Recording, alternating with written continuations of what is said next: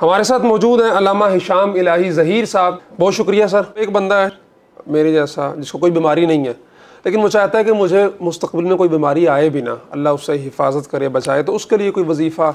मैं आपको उसके लिए एक बड़ा मुजर्रब वजीफ़ा बताना चाहता हूँ कि अगर किसी बंदा बीमार नहीं है, वो चाहता है मुझे रिज़्क़ मिले, वो चाहता है मुझे ये घर मिले, हर चीज़ के लिए उसके लिए ना एक बेहतरीन वजीफ़ा इसमें आदम का।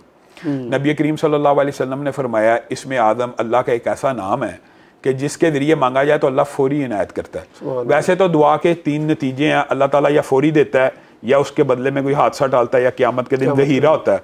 तो इंसान ये क़यामत वाले दिन ख्वाहिश करेगा कि मेरी कोई दुआ अल्लाह कबूल ही ना करता है। लेकिन जो इंसान ये चाहते हैं दुनिया में दुआ कबूल हो, तो नबी करीम ने कहा इसमें आदम एक ऐसी चीज़ है जो अल्लाह को वास्ता ही है, जो उसके नाम का, तो अल्लाह ताला दुआ कबूल करता है। और नबी करीम सल्लल्लाहु अलैहि वसल्लम ने बता भी दिया इसमें आदम सूरत बकरा में है, सूरह आल इमरान में है, सूरत ताहा में है।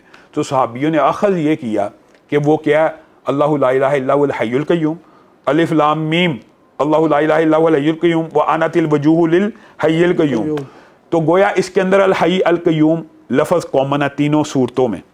तो अक्सर उलमा ने ये इस्तदलाल किया शायद इसमें आदम ये है। तो इस हवाले से मेरे जो नाना थे हाफ़िज़ मोहम्मद गोंदलवी रहमहुल्लाह, वो ये बयान किया करते थे कि इसमें आदम का जो बंदा वजीफ़ा करना चाहता है ना, वो इस तरह पढ़ा करे, हाली हय्युल क़य्यूम नहीं, बिस्मिल्लाहिर्रहमानिर्रहीम, अलिफ लाम मीम, अल्लाहु ला इलाहा इल्ला हुवल हय्युल क़य्यूम, या वाहिद या ज़ल जलाली वल इकराम, या वाहिद या ज़ल जलाली वल इकराम।